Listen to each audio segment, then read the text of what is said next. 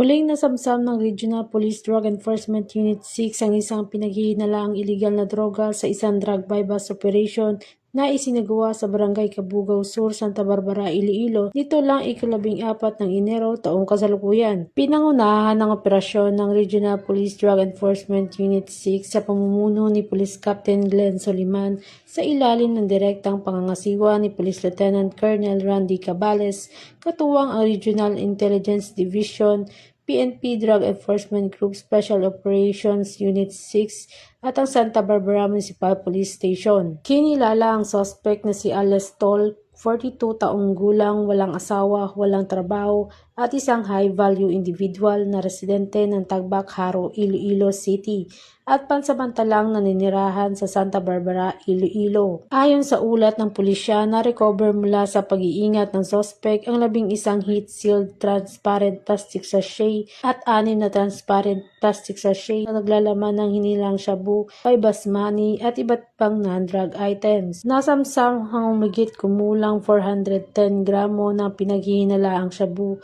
na may kabuuang tinatayang halos 2,788,000 pesos. Ang halaga ng nasamsam na iligal na droga. Patuloy ang investigasyon ng mga otoridad habang inihahanda ang kaukulang kaso laban sa suspect dahil sa paglabag sa RA 9165 o Comprehensive Dangerous Drugs Act of 2002. Pinuri naman ng Philippine National Police ang matagumpay na operasyon bilang bahagi ng patuloy na kampanya laban sa iligal na droga sa rehiyon. Mula dito sa Western Visayas, ako yung Police News Network Correspondent, Patrolwoman Riza Valencia, alagad ng batas, tagataguyod ng balitang pulis.